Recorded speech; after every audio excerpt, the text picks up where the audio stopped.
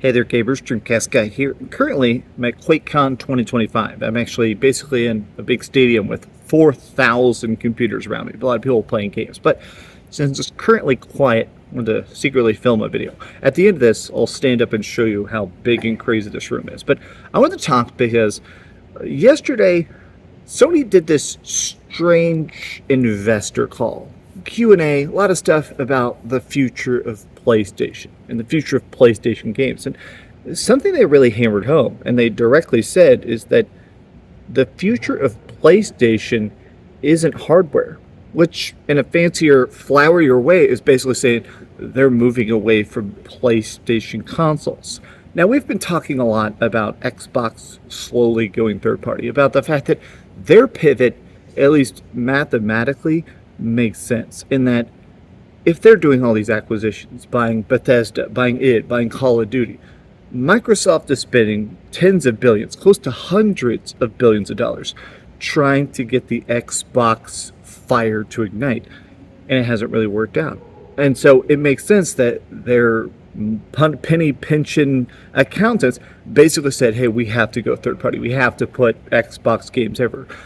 But with PlayStation, the PlayStation console sells. The PlayStation console is way, way, way out in the lead. So I wanted to talk about this mostly because even from just a baseline standpoint, I'm fascinated why it sounds like PlayStation is in a big hurry to get away from the PlayStation brand. Let's talk. Hi, good morning. Hope you're having a great day. If you could please give this video a like and subscribe if you haven't already. Now, this is the main quote I've seen going around, and I want to give credit here. GameKey is an account we've quoted a lot on this channel. He did this translation himself, so props to him. And he sort of further clarifies how they phrase this and stuff. Sony vice president says they're gradually shifting the gaming business from a hardware-centric business model to a community and engagement-based platform. Now, I always hate this term, engagement-based.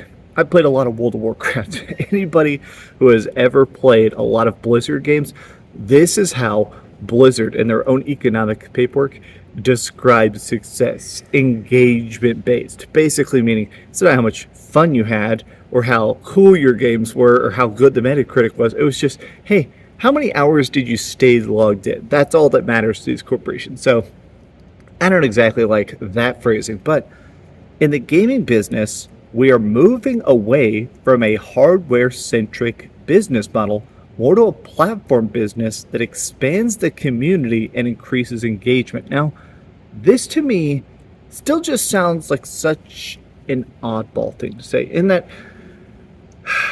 historically, PlayStation has been, more than pretty much any other company, very much about sell the system at a launch. Get people to love your platform, right?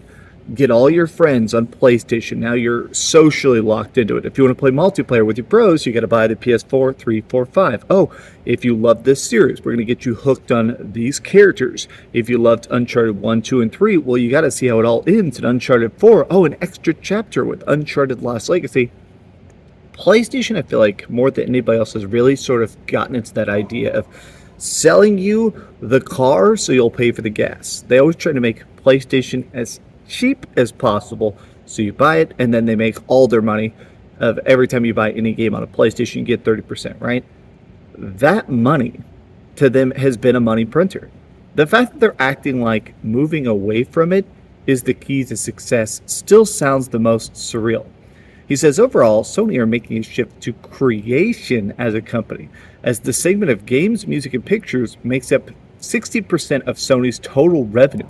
For example, shifting from output devices like TVs to creation devices like digital cameras. It's such an odd... For further context, the question was asked from the media was that Sony are aggressively investing in IP content creation, such as investing in Bandai Namco. Sounds like Microsoft in 2018. Oh, God. Oh, no. So I don't need a PlayStation 6? Then, well, good. Okay, so some leakers have said that this statement is a little bit vague for what it actually means, which is that the talk, the rumblings, the leaks are that PlayStation wants to shorten the window of a game coming out on PlayStation 6, let's say next year or next generation.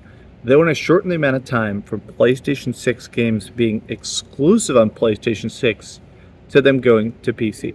It sounds like from the leaks that the goal isn't necessarily we're giving up on PlayStation, it's that, hey, there is so much money on the table. Like, even right here, I'm in a room with 4,000 PC gamers. I've not seen a console. Everybody here is PC gaming, right? So all the people in this room, how many millions of dollars have been made from just this group of people by putting Spider-Man on Steam, putting everything everywhere, even if it is, in this case, Helldivers 2 going to Xbox. How much money does that end up making them? Okay, next slide here. I do think it's funny that everybody's sort of just freaking out about the freak out. I am laughing just about this. Everybody is like, man, it is interesting to me that a lot of people, myself included, do think this is partially just a budget thing. That right now with a lot of these companies, they're bleeding money. They're bleeding money. Whereas PlayStation's in an odd spot because they invest so much in each of their individual games, but they still make it back at the end of the year. Like, this is a lot of PlayStation quarterly results stuff. But think about Concord, massive failure. Geyser, well, maybe close to $500 million on that one game. Canceled it in 10 days. Quarterly results, still surprisingly good for how much of a bloodbath it was. PlayStation's in an odd spot where I do think because they have so many people playing PlayStation games on PC, I mean, the fact that Helldivers was breaking worldwide concurrent player numbers still bonkers to me. I think PlayStation is getting to a point where they're no longer just thinking, okay, what will survive us this quarter? Okay, all these are going to be in the green. What's our plan in 10 years? But this, to me, is partially what makes this bizarre. The PlayStation 5 is selling faster than the PlayStation 4, which already was the fastest selling PlayStation console. So it just seems like, I guess I still just don't fully get the back end. I do think that if this plan rolls out and they really do start just putting stuff on Steam as fast as possible, and let's say they put stuff on Xbox 2 years after it comes out or something, I do think that if PlayStation sees that sharp dip at all, they're going to cancel this plan. I'm just saying that PlayStation 5 right now is completely holding them up to such a heavy degree. I just think that if PlayStation 5 starts going into the toilet the second they start trying to sort of branch out with release patterns, I think they're going to cancel because this is still their money printing machine. PS5 hardware sales increased.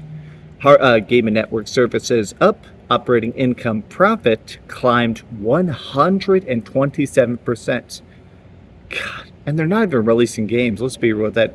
Software sales reached 66 million, up 23%. PSN monthly active users increased 6%. So it's not just people buying consoles, it's people playing them, using them, staying online. I don't know. These are some off-the-cuff thoughts. Honestly, I just wanted to talk about this because I just can't believe personally that the whole plan is to copy the Xbox playbook and put every game everywhere day and date. Right now, Sony is still doing very well, right? Their profits just being so absolutely insane. I just don't think they're as money hungry and as afraid as Xbox is. But these have just been some off-the-cuff thoughts. What do you think? Tell me your thoughts in the comments down below. And hello to all the people that have been walking up to me and saying, hey, at QuakeCon. Here, let's end the video with this. Oh, God. Okay, perfect. Perfect, nice.